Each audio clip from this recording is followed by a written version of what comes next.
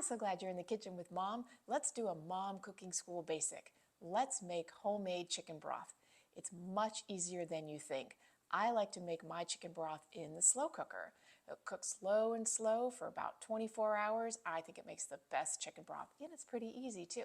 I think the most intimidating part about making homemade chicken broth is cutting up a chicken.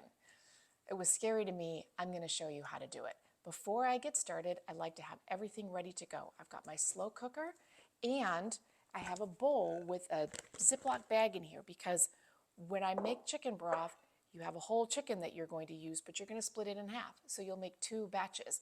So one batch goes in the slow cooker that you're going to make, then the other batch will go in this Ziploc baggie. You can make it again the next day or throw it in the freezer and save it for another day. Before I cut the chicken and show you how to do that, I like to have my ingredients that don't spread any yucky things around, the carrots, the celery, and the onions. So I'm going to cut those up and separate them, and then we'll do the chicken.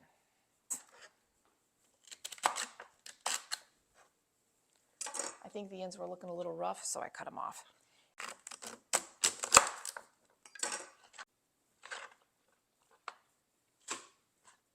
Half in there, half in the bag. Carrots. I have a bag of carrots here. I'm going to dump about half of them in here.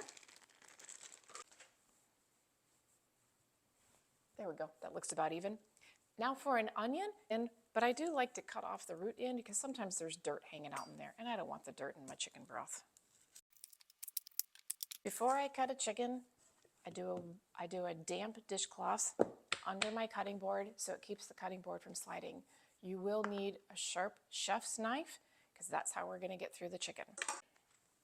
When you buy a whole chicken like this, inside of the cavity, a lot of times there's the other parts of the chicken. Throw that into the broth, totally fine. Before I cut it open, I plop it in the sink and I get some paper towels ready to go because you want to rinse the chicken and then you want to dry it off really well.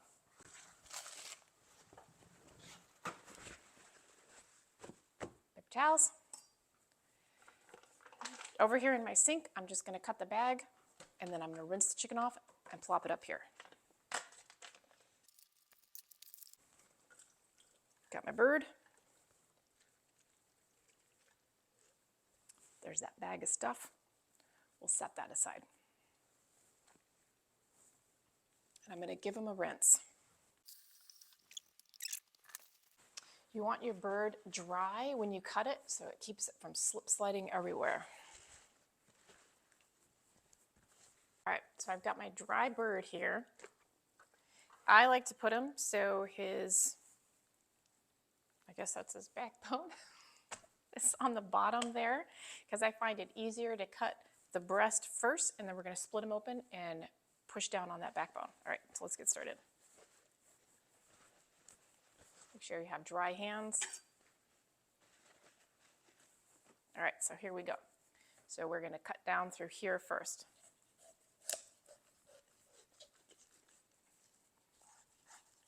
So it cuts pretty easily. Okay, you can see the bone here. We're going to kind of split that like that. And now that's exposing the inside of the chicken, and this is the harder part to cut through. I like to flip it over. Again, I'm going to dry my hands. Make sure my knife is dry because you're going to kind of want to get up on there to get through all of that. So I start by kind of giving it some cut.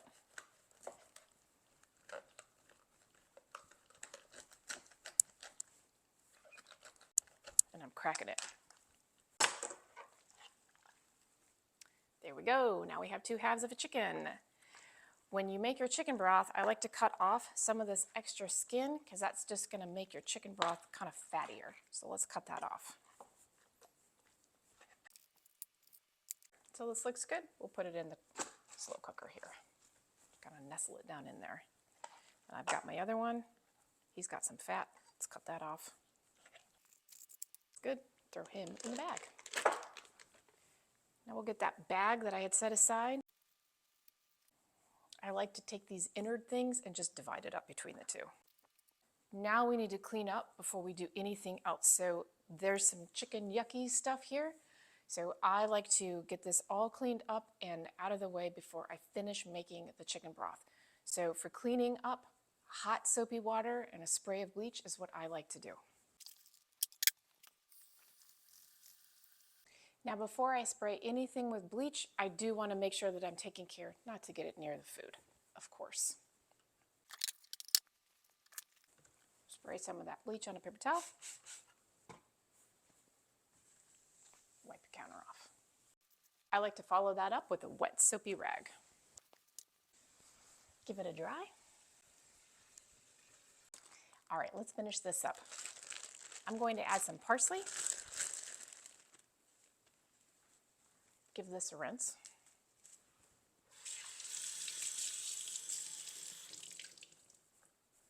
No need to dry. It's going to get water on it.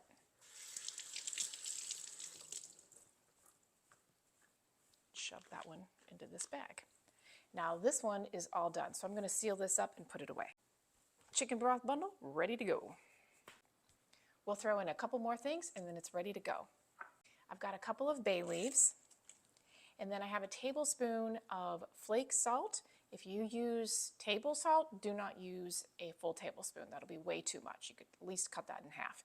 And then I've got about a teaspoon of whole peppercorns. So we'll put that in there. And it's really important that you add apple cider vinegar, about 1/4 of a cup. That will help draw out all of the nutrients out of that chicken.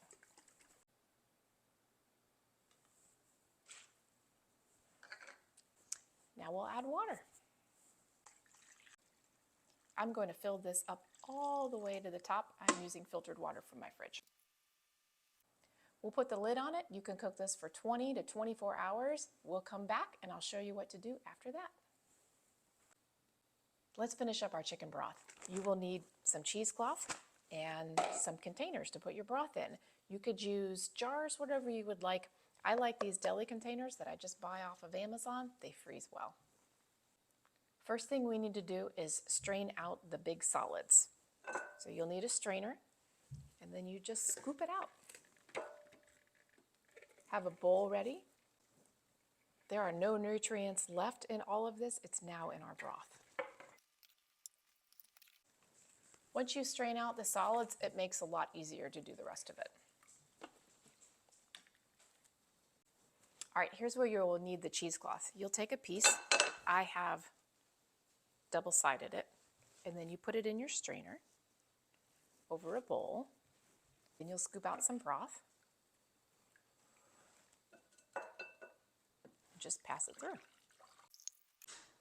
Easy enough. Take a container. If you would like to pass it through the cheesecloth again, you certainly can do that. There you go, the most amazing chicken broth ever. If you freeze it, make sure you leave enough room up at the top there, because in the freezer it will expand, science. It's getting hot. Make sure you let it cool too before you put it in the freezer as well. Enjoy.